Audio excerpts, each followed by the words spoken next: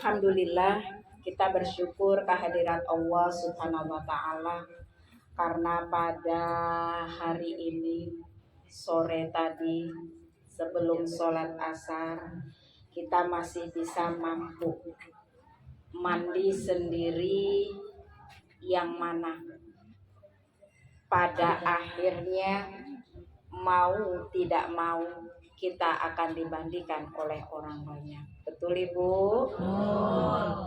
Alhamdulillah wa syukurillah, kita bersyukur kehadirat Allah Subhanahu wa taala karena pada hari ini kita masih bisa memakai baju kita sendiri dengan kedua belah tangan kita, yang mana pada akhirnya nanti kita akan dipakaikan baju oleh orang lain. Betul Bu? Alhamdulillah kita bersyukur kehadirat Allah Subhanahu wa taala karena pada hari ini kita masih bisa sholat sendiri, yang mana pada akhirnya nanti kita akan disolatkan oleh orang banyak. Betul Ibu? Dan alhamdulillah kita bersyukur kehadirat Allah Subhanahu wa taala pada hari ini dari rumah menuju tempat takziah ini kita masih bisa mempergunakan kedua belah kaki kita untuk melangkah, untuk berjalan, yang mana pada akhirnya nanti kita akan diperjalankan oleh orang banyak. Betul ya Bu ya? Sholawat beriring salam kita haturkan kepada baginda Rasulullah Sallallahu Alaihi Wasallam. Mudah-mudahan kita termasuk umat-umat beliau yang setia kepada sunnah-sunnah beliau, yang mentaati ajaran Allah, dan mudah-mudahan karena ketaatan tersebutlah syafaat beliau senantiasa akan tercurahkan pada kita sekalian. Amin ya rabbal alamin. Ibu jamaah takziah yang saya hormati, beberapa hari yang lewat ya Bu ya, kita baru saja kehilangan saudara kita ya Bu ya, yaitu Bapak Imroni Bukhari ya Bu ya bin Badi Usama, yang mana beliau sudah menepati janjinya kepada Allah, datang menemui maut. Kita manusia, ibu jamaah sekalian rahimakumullah, yang hidup nanti pun akan menyusul. Cuman kita belum tahu kapan waktunya. Hari ini kah, besok, atau lusa. Karena itu menjadi rahasia Allah. Bisa saja ibu jamaah sekalian rahimakumullah, ibu-ibu duluan ya Bu ya, saya belakangan. Atau sebaliknya Bu, saya belakangan, ibu-ibu duluan. Sama aja ya. Itulah maut. Ibu jamaah sekalian rahimakumullah, manusia yang hidup itu pasti akan datang menemui mautnya. Kullu nafsin za'iqatul maut. Setiap manusia yang hidup itu akan mati. Dan setiap yang ada di dunia ini, ibu jamaah sekalian rahimakumullah, kullu man 'alaiha fan. Kata Allah, tidak ada satupun yang fana, tidak ada satupun yang kekal. Semua yang ada di dunia ini akan sir.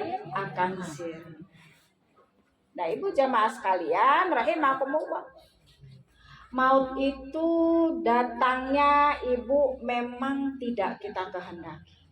Betul nggak Bu? Maut itu datangnya tidak kita kehendaki. Tapi kalau dia sudah datang menghampiri kita, mau tidak mau, siap tidak siap, kita harus ikut. Itu yang namanya maut itu datangnya tidak diundang. Ya Bu ya. Tapi kalau dia sudah datang mengetuk pintu rumah kita, maka diri kita tidak kuasa untuk menolaknya. Maka dari itu jamaah sekalian rahimakumullah, yang namanya maut itu tidak kita harapkan, tidak kita undang, dan datangnya secara tiba-tiba.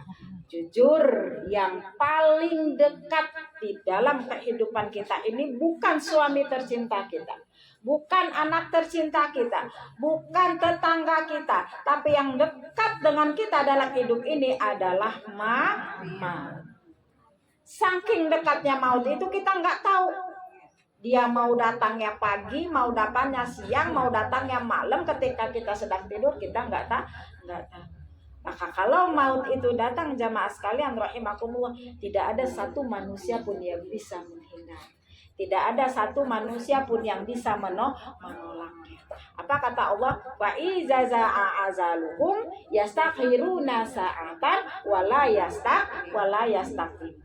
Jika maut itu sudah datang menghampiri kita, bahkan tidak ada satu orang pun yang bisa memundurkannya walaupun sesaat, memajukannya walaupun sedetik. Itulah itu. Dan ibu jamaah sekalian rahimakumullah, kehidupan itu ibu bukan untuk hidup kita. Paham ya Bu ya? Tapi kehidupan kita itu adalah untuk yang maha menghidupkan kita. Siapa Ibu? Allah. Jadi hidup kita itu bukan untuk kita, tapi untuk Allah. Karena kita dianjurkan dalam hidup ini untuk berbakti, untuk mengabdi kepada Allah Subhanahu wa taala, untuk menyembah kepada Allah, untuk taat kepada Allah. Nah, jamaah sekalian rahimakumullah, kematian itu adalah ibroh, pelajaran. Kematian itu adalah pelajaran yang tidak bersuara. Kematian itu adalah pelajaran yang tidak terdengar. Dia diam 1000 bahasa. Tapi bagi orang yang hadir bertakziah banyak mengandung makna. Nah, ibu jamaah sekalian rahimakumullah, sudah dikatakan hidup tadi sifatnya sementara. Kita di dunia ini cuma ngontrak. Kalau kontrak kita sudah habis, maka kita akan kembali ke awal masa depan kita. Nah, jamaah sekalian rahimakumullah, maka dari itu Allah selalu mengingatkan. Rasulullah SAW berpesan kepada kita sekalian, orang beriman yang cerdas itu adalah orang beriman yang sering mengingat-ingat kematiannya dan mempersiapkan amal untuk hari akhirat. Bu, orang beriman yang cerdas tadi yang mana Bu? Orang yang suka mengingat kematian, kemudian dia melakukan persiapannya dengan banyak melakukan amal soleh. Nah, tapi jamaah sekalian rahimakumullah, kenyataannya apa ibu jamaah sekalian rahimakumullah? Banyak orang yang takut mengingat mati. Bahkan banyak orang yang takut mati. Betul nggak Bu? Kenapa? Satu, ya Bu ya, bisa jadi dia nggak tahu bagaimana kehidupan nanti sesudah mati. Yang dia bayangkan, yang dia dipikirkan di alam kubur itu gelap, penuh dengan rasa takut. Di alam kubur itu penuh dengan binatang yang berbisa. Di dalam kubur itu akan penuh dengan azab. Makanya dia takut mengingat mati, bahkan dia takut. Yang kedua ibu jamaah sekalian rahimakumullah, bisa saja ibu dia takut mengingat mati, dia takut mati karena dosa-dosanya yang sudah begitu banyak dia lakukan semasa hidup.